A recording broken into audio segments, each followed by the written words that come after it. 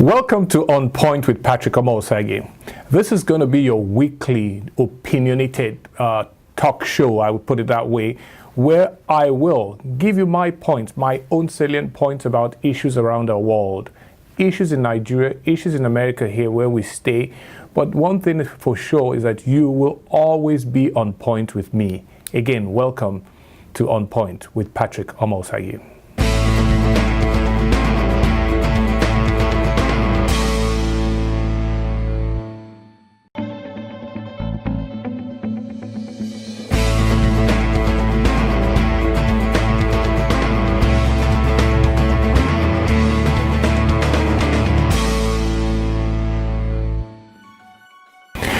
Welcome to On Point with Patrick Omosagi.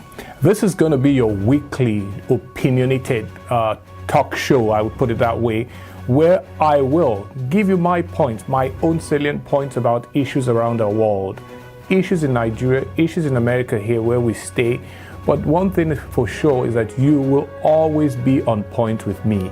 Again, welcome to On Point with Patrick Omosagi.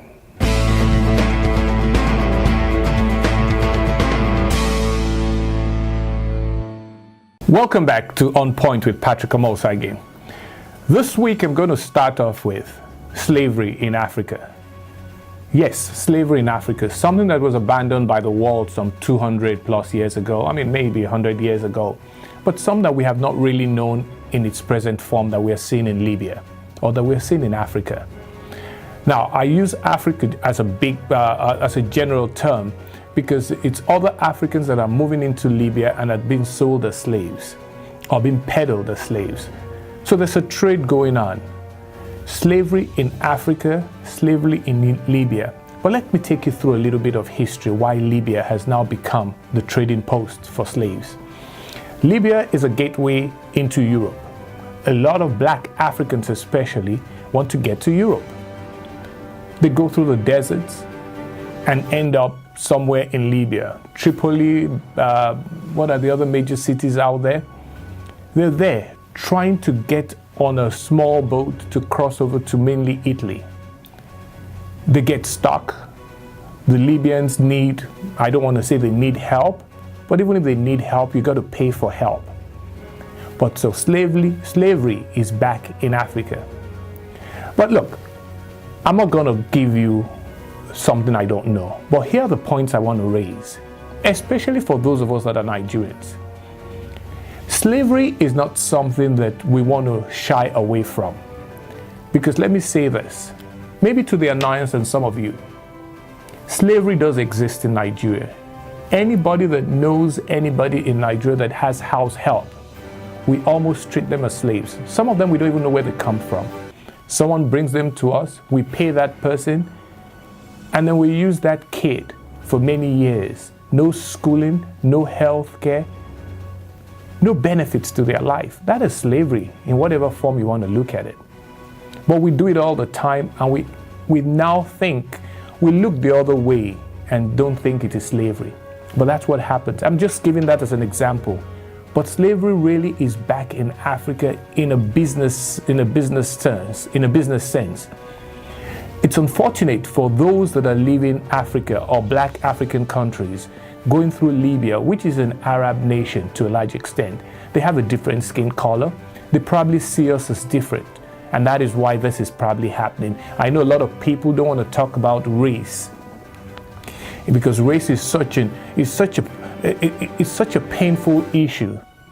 But the reason also that a lot of black Africans from black African countries, most what we call sub-Saharan Africa, are going to Libya is to get to Europe. Why are they doing that? Because we now all have a country that nobody wants to live in. That's a simple truth. We have a country that nobody, in Nigeria, how many people want to stay back there? Everybody that gets a chance gets to move. And there are people that have done well going through Libya, but now it is not working the way a lot of people thought it would work. So slavery is back in Africa. It's unfortunate, but it's something now that we have to stop. So here is the point I'm trying to make. There's a reason for the slavery. The slavery is a bad thing. I think slavery generally has been the worst thing that ever happened to mankind. We cannot sell ourselves. It's just not something we do. It's not like buying a car. It's not like buying food. We can't sell fellow human beings. We bleed. We all have the same kind of blood. We bleed. But the reasons, the points I'm going to make, or the point I'm really trying to put out there to you, is as bad as it is, we have to stop why it is happening. And why it is happening is because a lot of African countries, sub-Saharan African countries, are not doing well at all for its people. And people become desperate and they want to get out. That's the point. That's the underlining point in why this is happening. What happened 300-400 years ago in the Atlantic slave trade is not the same. That was simply stealing people out of their country and going to use them to make money. This is different.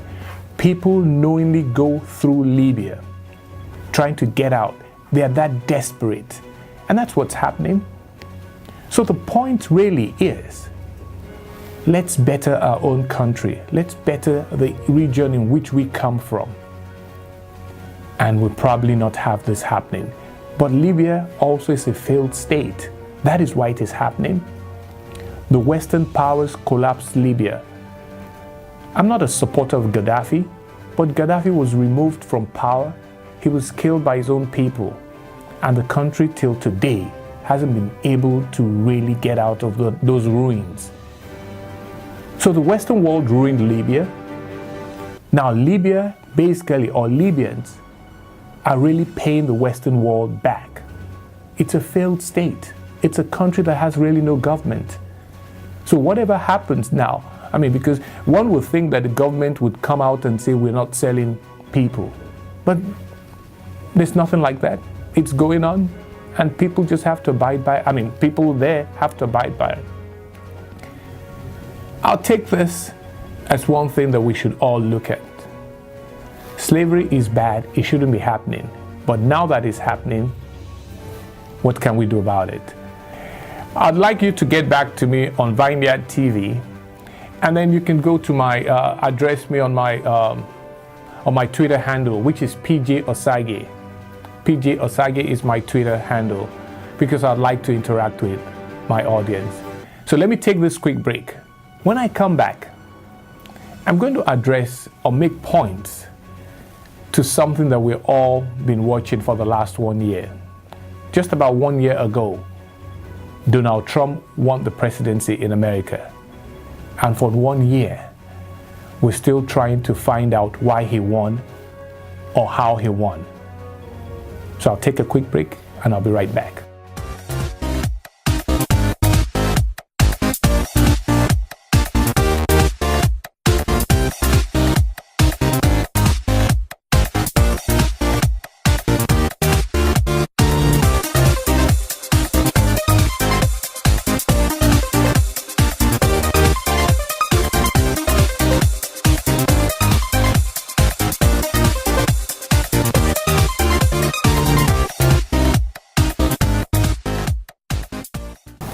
Welcome back to On Point with Patrick Omosage. This is going to be a weekly show, again, where I'm going to give you my points, my opinions, my straightforward points about issues around the world. Before I went on a short break, I did tell you that I was going to come back and discuss American politics. Just about a year ago, Donald Trump surprisingly, unexpectedly won the presidency in America. Today, he's a president. He's a sworn-in president. January 20th of this year, he was sworn in as president. But there's something that's just amiss. There's something that just seems wrong in American politics. I haven't seen this thing like this, and I've been studying American politics for at least 30 years. There's just something wrong. It's not about him winning the presidency. It's about what surrounds what's going on in American politics. It's like the man cannot catch a break. Yes, he won the elections. The first thing we heard was that there must have been some shenanigans that went on in the elections. It's now been referred to as Russian collusion, that he must have colluded with the Russians. Those that know better than me, who are lawyers, I mean, one of the people that I've listened to consistently on this issue, and I've read a lot of what he's written, is Professor Alan Dershowitz. He's a professor of law at Harvard. And he's continuously said this, that what is going on today in America is really very frightful. What does he mean by that? What's the point he's trying to make? He's trying to say that when you lose an election, whether you like the outcome or not of an election, you've got to stick by it. You cannot force someone out of office or start to persecute someone's political agenda. It's not everything Donald Trump does or will do that I'm going to like. It's not everything President Obama did that I agreed with. But he won an election. When people win an election, you have to stick by it. Even President Obama did say a month or so before the election that the American election can never be rigged. And that is true. Like I said, I have studied American elections for 30 years. You can't read American elections. It is 50 states. How do you know what states to pick? Remember, American elections are not decided by popular votes. They are decided by electoral colleges. You have to win in certain places in order to win the presidency. There's no way anybody can fix an American election. It's not possible. I go by what even President Obama said, that it is not possible to fix American elections. So why are we still in this fight over the election of Donald Trump? You might not like him, but he won the election fair and square. That's my point. You have another 3 years to go back to the ballot box to remove him. Let the man be.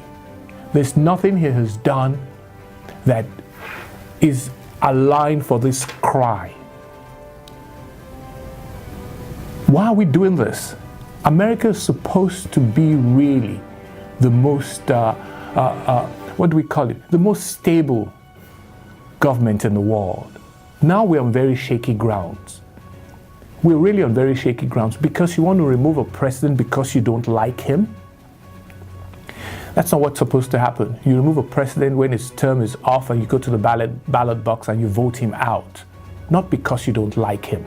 Not because he's not supposed to win. The truth is that, yes, there's nobody on this earth that thought Donald Trump would win. Nobody. At least very few people thought he would win. But like I told a lot of people over time, even before the elections, that there are certain things that are historical in American politics. And I said there was a likelihood he could win because since America went into a constitutional amendment to change the 4-year, 2 terms in office for a president, only once in the history of America has a president or a political power been in power for 3 terms. And that was Ronald Reagan, 8 years, and George Bush Sr., 4 years. That's the only time that has happened. And I said the reason it doesn't happen is that Americans generally believe in both parties. And once one party has had its 4 years, it's 8 years, they always want to switch. And that's exactly what happened. Did I think it was going to happen? I really didn't think so. I said maybe this will be one of those times again that a party will be in power for 12 years. But it didn't happen. So for this to be this continuous cry that something must have happened, that is why Donald Trump won, it's a fallacy. It's wrong, and it's not good for American democracy. It's not good for a stable government. Leave the man alone. Let him, I guess I can use it, let him screw up. The one thing we all know, for those of us that have lived there long enough, the American president has nothing to do with my life. Once I pay my taxes, the person that is closest to my life is the guy that raises my home taxes. That is all. So if he wants to screw up, let him screw up. He's going to screw up on other issues that really don't bother me. And that's what I'm saying. The point again is that let those of you that do not believe in him, that did not vote for him, you have 3 years to find another candidate that you would vote for that would kick him out of office. That's the process. This unnecessary thing about Russian collusion is really making a mockery of a system, a very, very solid American political system. It's making a mockery of it. Is almost that this is like a third world, a banana country state, where people can just bring up things just because you don't like someone. Even those that voted for Donald Trump probably don't like him. But it was also because they did not like his opponent. Hillary Clinton was not a very likable person. And in politics, especially American politics, because there's so much on TV, people must like you. There has to be some kind of way that you present yourself that people would like. But I'm not going to make any further points on this, other than 3 years time, about 3 years from now, 2020, find someone to challenge him, vote for him, and kick him out of office. But I think this nonsense, this issue of Russian collusion should stop. Again, the point here is that if there was anything done, any shenanigans that really happened in that election, this is still America. We would have found out exactly what happened. 1 year is enough for this kind of an investigation, or 1 year is even way too much, because everybody knows that all our conversations, all our emails, all our text messages can easily be monitored. So let nobody tell me, after all the years I have lived in this very society, that there's some kind of thing that's still hidden that they're looking for. They're not looking for anything. This is just disrupting the political system and the man's agenda. Whether you like his agenda or not, let it be. 2020 is around the corner. Get ready to kick him out of office through the ballot box. I'll take another quick break. When I come back, I will wrap up with a very, very, very different thing. Nigeria has qualified again for the World Cup in Russia. Again, Russia is now back in the news. Nigeria has qualified to go to Russia. We have been placed, the draws have been done. We were placed in another, in a group that we're going to play Argentina, I think, for the 3rd straight World Cup. So when I come back, we'll talk some football. Stay tuned. You're watching On Point with Patrick Omosagi.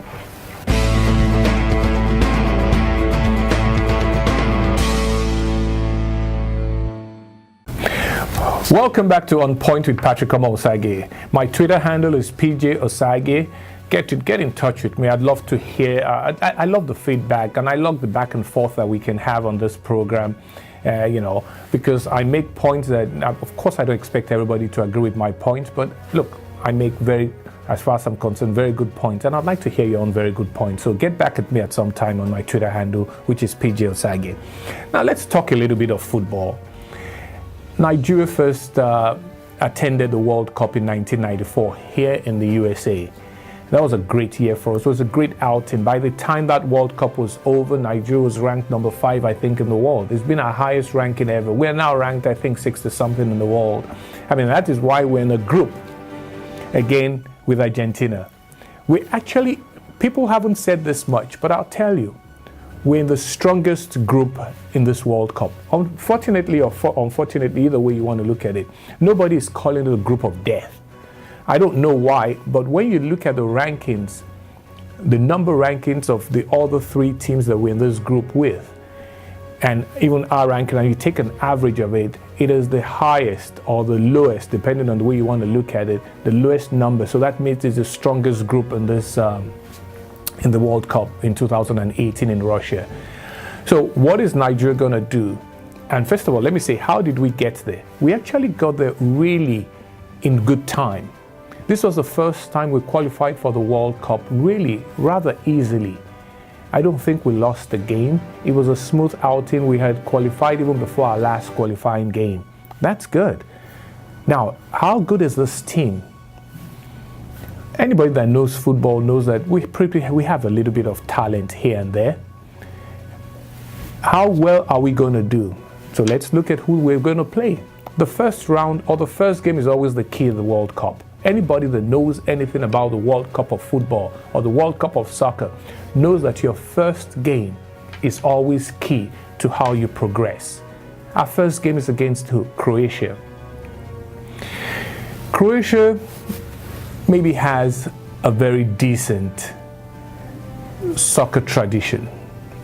We don't see them really as a football nation, but that's not true when you look at the numbers, when you look at what I'm going to say. Listen to the points I'm going to make. A lot of the Croatian players play in very serious leagues around the world. Spain, England, Germany. They're mostly all first-class football players. Croatia is going to be a very tough game for Nigeria. Really tough game. But you know what? Croatia also has to respect us, because we also have some very good players on our side, playing mostly in the in the English Premier League. So how does that balance? Look, I'm not into predictions in soccer or in football, but here's what I would say. That is a game that we must not lose. The good thing about the first round is that a draw is good. It's a loss that's a problem. We must not lose that game. We must at least get a draw from it, and preferably a score draw. That is where goals are scored, 2-2, 1-1, whatever. A score draw would be very good, because the goals might come into effect down the road. Our second game is against Iceland. Iceland was the toast of the last European Cup of Nations. Everybody remembers the way the Icelanders, their ovation to their team, the support that team has. And believe me, Iceland, they're going to be back. That stadium, when they play Nigeria, is going to be full of people from Iceland. They're not too far away. We are miles and miles away. Where we're playing that game is miles away from Nigeria. So I expect Iceland to have a little bit of a home support there. Is that a game we should win? I hope so. But like they say, this is football. Anything can happen. I think we have a better side. I think we have more experience. We've been there now 3 times consecutively in a row. I think we've been to 5 of the last 6 since we started going to the. I think we've only missed 1 World Cup since '94 when we first got there. So we should be able to play with the experience. The point I'm trying to make here, looking at these draws for the World Cup, is that Nigeria is a good enough squad to again get to the second round. But the key, like I said, the point I'm making is that the first game against Croatia is key. It's a game we must not lose. With Iceland, I hope we can get something out of it. And when I say get something out of it, let's get a win out of it. Getting a win out of it puts us in very good stead. Remember, when we play Iceland, Argentina will be playing Croatia. We all want to assume that because of Messi that plays in Argentina, that they are the best side of the 4 teams in that group. And I think really, let's be honest, they should be the best side, the most experienced side. They've got a lot of talented players, and they'll probably do. I think this is Messi's last chance to really get anything out of the World Cup, which he hasn't done in the last 3 World Cups that he's been to. So this is his last chance. So he's going to be very, very dangerous. He's going to put it all out there. So our last game in the group is going to be against Argentina. Can we get anything out of it? We've played Argentina so many times now. The last 3 World Cups we've been to, Argentina has been in our group.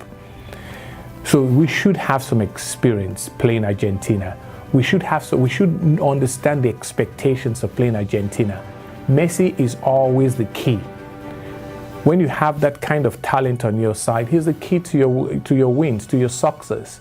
So stopping Messi is the key to our own success. I don't know how we're going to do that without creating a lot of fouls and probably playing one man short, because that's usually what would happen if you go all out to stop him. But again, I don't coach football anymore. I've done that in my past life. But that's a game we just have to raise up our hands and pray to the God that we all believe in at some time to help us out there. So this is going to be an interesting World Cup, because the second round, like they say, is where we all hope to get to. And if we do come second in our group, guess who we're likely to play? France. I've done the permutations, and we're likely to play France. which is going to be likely to be the team to come tops in their group. And if we come second, we're going to play them. We played France at the same level in the last World Cup in Brazil. That's in the second round, the round of 16, and we lost to them. Again, we have a lot more experience. Some of the players that were in that last World Cup are back, but it's just not even about the players. It's about the association. It's about your program. The experience is about the experience you gain in World Cups. It's about your footballing program. It's not really about the individual players. And I hope that if and when we meet these teams that we have played before, we should be in better stead to do better than we've done in the past. So that's my contribution to football this weekend. Sports is not something we'll discuss a lot, but occasionally we will do that. There's so much in politics, there's so much in our social life that needs a lot more discussion. And those are the things that I'm going to really point out to you. So thanks for watching On Point this week. Again, my name is Patrick Omosagi. I'll see you all next week. Bye-bye.